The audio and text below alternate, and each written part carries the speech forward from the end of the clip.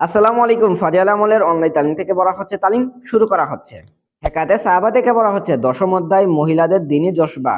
বাস্তবেই যে মহিলাদের মধ্যে যদি দ্বীনের প্রতি উৎসাহ ও নেক আমলের প্রতি আগ্রহ পয়দা হইয়া যায়, তবে সন্তানের উপর উহার প্রভাব অবশ্যই পড়িবে। পক্ষান্তরে আমাদের জামানায় সন্তানদেরকে শুরুতেই এমন পরিবেশে রাখা হয় যেখানে তাহাদের উপর দ্বীনি বিরোধী প্রভাব পড়ে, অথবা কমপক্ষে দ্বীনের প্রতি অমনোযোগিতা সৃষ্টি হইয়া যায়। যখন এইরূপ পরিবেশে প্রাথমিক জীবন অতিবাহিত হইবে, তখন ইহার ফলাফল কি হইবে তাহা সুস্পষ্ট। এক, হযরত ফাতেমা রাদিয়াল্লাহু তাআলা আনহা তাসবিহাত। হযরত আলী রাদিয়াল্লাহু তাআলা আনহু তাহার এক শাগরেদকে বলিলেন, আমি তোমাকে আমার নিজের এবং হুজুর সাল্লাল্লাহু আলাইহি সাল্লামের সর্বাধিক প্রিয়তমা কন্যার হযরত ফাতেমা রাদিয়াল্লাহু তাআলা আনহা এর ঘটনা শুনাইব কি? শাগরেদ বলিল, অবশ্যই শুনান। তিনি বলিলেন, সে নিজ হাতে জাতা ঘুরাইত, যাহার ফলে হাতে দাগ পড়িয়া গিয়াছিল, এবং নিজে পানি ভরা মশক বহন করিয়া আনিত, যাহার ফলে বুকে মশকের রশির দাগ পড়িয়া গিয়াছিল, এবং ঘরের ঝাড়ু ইত্যাদিও নিজেই দিত, যাহার ফলে সমস্ত কাপড় চোপড় ময়লাযুক্ত থাকিত। একবার হুজুর সাল্লাল্লাহু আলাইহি সাল্লামের নিকট কিছু গোলামবাদী আসিল। আমি ফাতেহ রাদিয়াল্লাহু তাআলা আনহুকে বলিলাম, তুমিও যাইয়া হুজুর সাল্লাল্লাহু আলাইহি সাল্লামের নিকট হইতে একজন খাদেম চাহিয়া লও, যাহাতে তোমার কিছুটা সাহায্য হয়। সে হুজুর সাল্লাল্লাহু আলাইহি সাল্লামের খেদমতে হাজির হইল। সেখানে লোকের সমাগম ছিল, আর সে স্বভাবগত অনেক বেশি লাজুক ছিল। সকলের সম্মুখে পিতা নিজেও চাইতে লজ্জাবোধ করিল এবং ফিরিয়া আসিল। পরদিন হুজুর সাল্লাল্লাহু আলাইহি সাল্লাম স্বীয় তাশরিফ আনিলেন এবং জিজ্ঞাসা করিলেন, ফাতেমা, তুমি গতকাল কি কাজের জন্য গিয়াছিলে? সে লজ্জায় চুপ রহিল। আমি আরজ করিলাম, ইয়া রাসূলুল্লাহ, তাহার অবস্থা এই যে, জাতা ঘুরানোর কারণে হাতে দাগ পড়িয়া গিয়াছে, পানির মশক বহন করার কারণে বুকে রশি দাগ পড়িয়া গিয়াছে, সর্বদা কাজকর্ম করিবার কারণে কাপড় চোপড় ময়লাযুক্ত থাকে। আমি গতকাল তাহাকে বলিলাম, আপনার কাছে খাদেম আসিয়াছে, তাই সেও একজন চাহিয়া লই, এই জন্য গিয়াছিল। অপর এক বর্ণনা অনুযায়ী হযরত ফাতেমা রাদিয়াল্লাহু তাআলা আনহা বলিয়াছেন, ইয়া রাসূলুল্লাহ, আমার আর আলীর নিকট একটি মাত্র বিছানা, তাহাও একটি দুম্বার চামড়া। রাত্রে ইহা বিছানায় শয়ন করি, আর সকালে উহাতেই ঘাস দানা রাখিয়া উটকে খাওয়াই।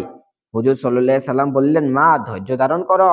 হযরত মূসা আলাইহিস সালাম ও তাহার স্ত্রীর নিকট 10 বছর যাবৎ একটি বিছানায় ছিল, আর তাহারও হযরত মূসা আলাইহিস সালামের জুব্বা। রাত্রে ইহা বিছানায় শয়ন করিতেন।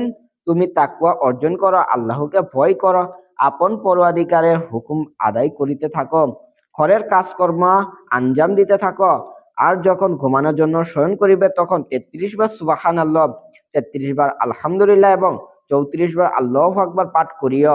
ইহা খাদেম হইতে উত্তম বস্তু। হযরত ফাতেমা রাদিয়াল্লাহু তাআলা আনহা বলিলেন, আমি আল্লাহ ও তাহার রাসূলের প্রতি সন্তুষ্ট আছি।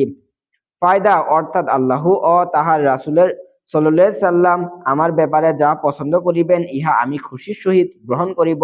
ইহা ছিল দু জাহানের বাদশার কন্যার জীবন।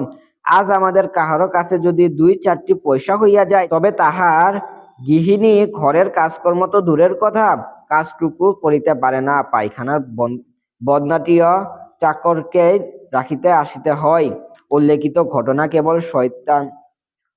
ঘটনা কেবল শয়নকালে উক্ত তাসবিহ পাঠের কথা বর্ণিত রহিয়াছে।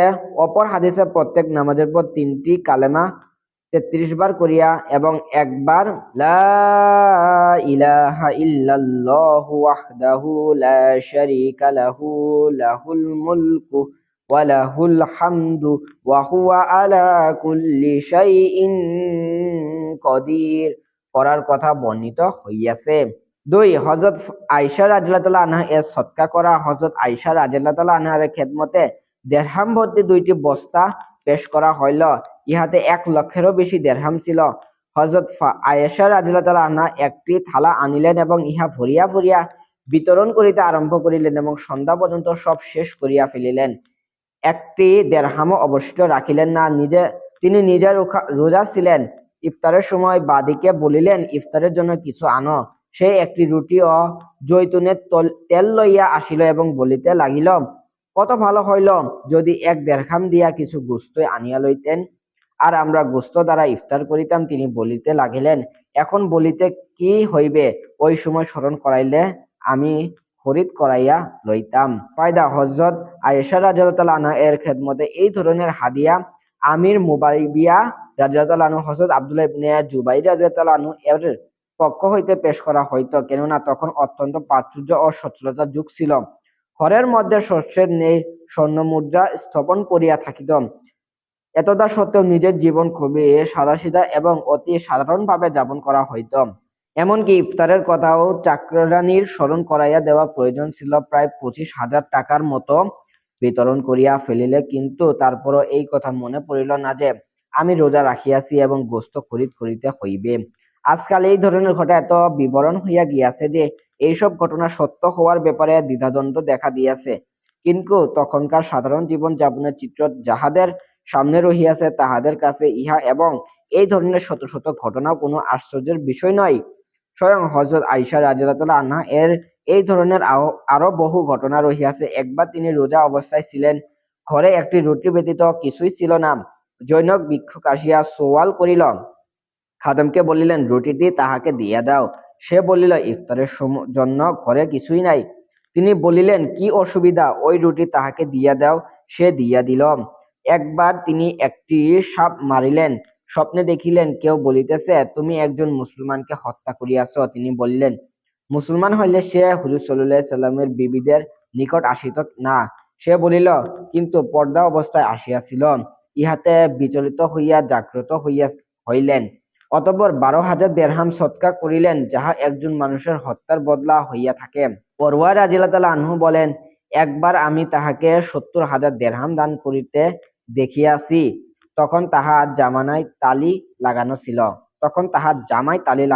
ছিল।